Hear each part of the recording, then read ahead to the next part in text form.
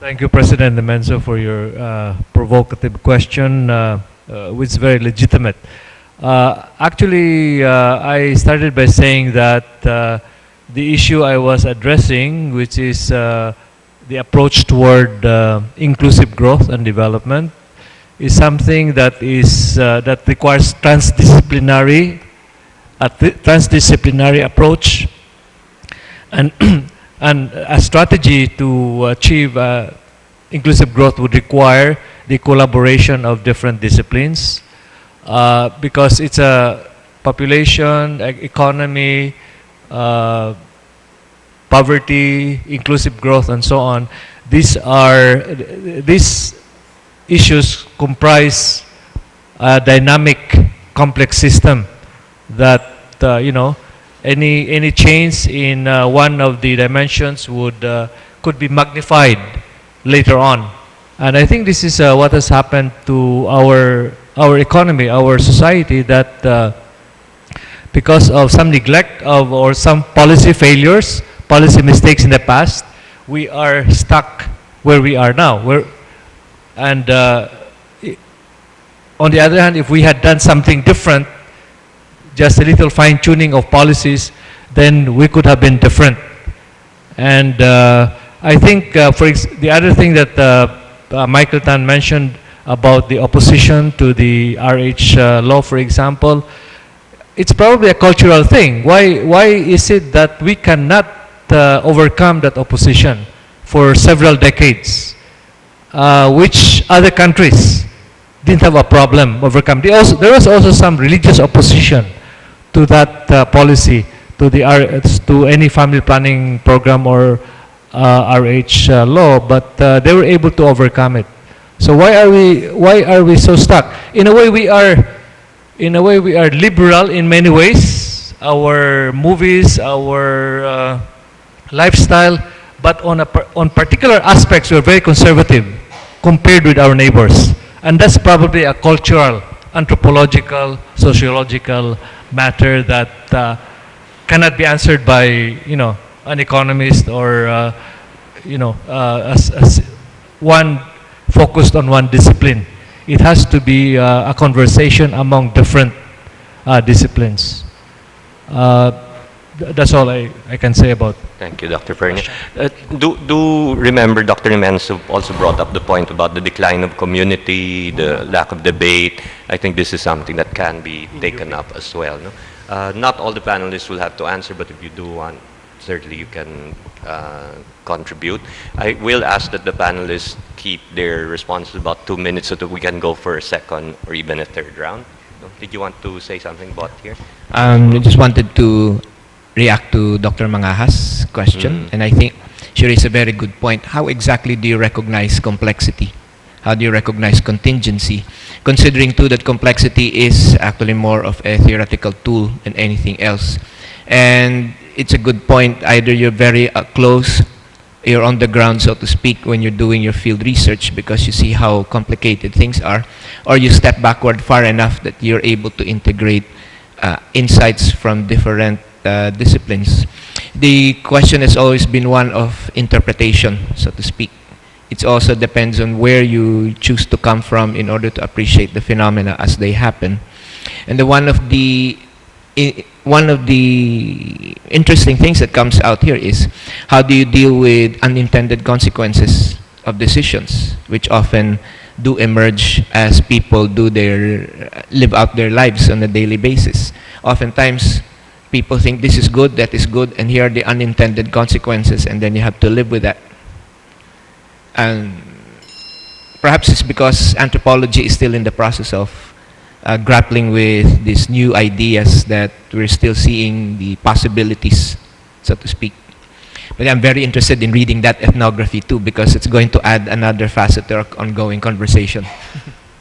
Neil? So I'd like to respond to Art's comment. And this is about the human consciousness and choices to be made. And I'd have to be consistent and take the models from lower life forms, which I respect, because even viruses are intelligent. So we lay claim to intelligence and consciousness being our exclusive quality. But let's talk about the intuitive, instinctive, or sensor-based, sensitive type of behavior of lower life forms and even biomolecules. And this underscores the importance of sensing or communication. So what do we communicate and with whom do we communicate? Cells communicate among themselves and become tissues, organs, etc. So we communicate the values of balance of self versus non-self, self-interest versus selflessness, cooperation, altruism versus competition, okay, or selfishness. And so I think that nature has always straddled between these two major tendencies or forces, and there's a bit of balance, and it's signified by the switch curve, the curve which is sigmoidal that shifts between a state of stability, cooperation, and then because of adaptation to existing or changing environment, then you have a switch. You have to get a leader to mutate or to rebel or to change the system, and it moves it up to the next or the next stable state. And that seems to be the pattern of revolutions or changes or even evolution. But my point is that I think communicating is very important. And what would one communicate? It would probably be one's self-knowledge. That's where education is important on our level of human societies. And I think that that communication and understanding of what's in it for me, what's in it for me to survive as an individual, is important, because if you have that kind of knowledge or that enlightenment that you cannot survive without respecting the interests of your fellow humans, as well as the interests of the environment, you know, you're going to self-destruct, or you're not going to survive or be successful or for a long time. No, I forgot what I wanted to say. I think just about deconstruction, because Mike brought up the fact that, and I did say it while I was talking, that there were echoes of similar ideas across the discipline, so it's quite wonderful. But I think that what at least my own experience with deconstruction tells me is that every assertion actually creates its own unconscious, and is always at the expense of a repressed assertion.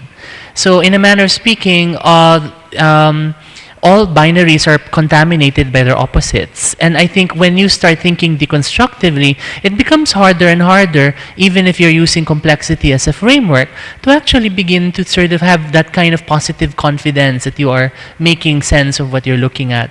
So, as I said, in deconstruction, the way we look at it is that our interpretations are no longer to be judged according to how accurate or true they are, but only according to how generative, productive, or interesting they are. So we're no longer working with within the same epistemology as I think the social sciences people are, still looking for kind of accuracy, precision, and even if it's not a perfect representation, there is that sort of attempt to approximate it. Because we are in the humanities, that's not even our interest anymore, no longer trying to approximate. All of it is construction for us. And we're more concerned about the power relations and the effects of these constructions and why they are being proposed. Which brings me to my comment regarding Maria's example. It's interesting, Maria, maybe you can share a few more things about that book. How self-reflexive is his ethnography? Has he factored into his ethnography his own role as the observer of this society? Because I think that's what distinguishes positivism from post-positivism. It's post-positivism is self-reflexive. It actually interrogates the role of the observer and the actual way that the observer is constructing the thing that's being described. both of them purport to be descriptive, but if it's post-positivist, it's actually self-reflexive description. So that's how I understand it anyway. But thank you for this opportunity, because imagine we talk among ourselves in the humanities and we're preaching to the choir. And at least here we have sort of resistance, and I can see that we are, even if transdisciplinary dialogue is possible, we recognize that we do have very sort of still divergent concerns and interests. And I think that's healthy. That's part of complexity in this university, that we have our own different positions about things.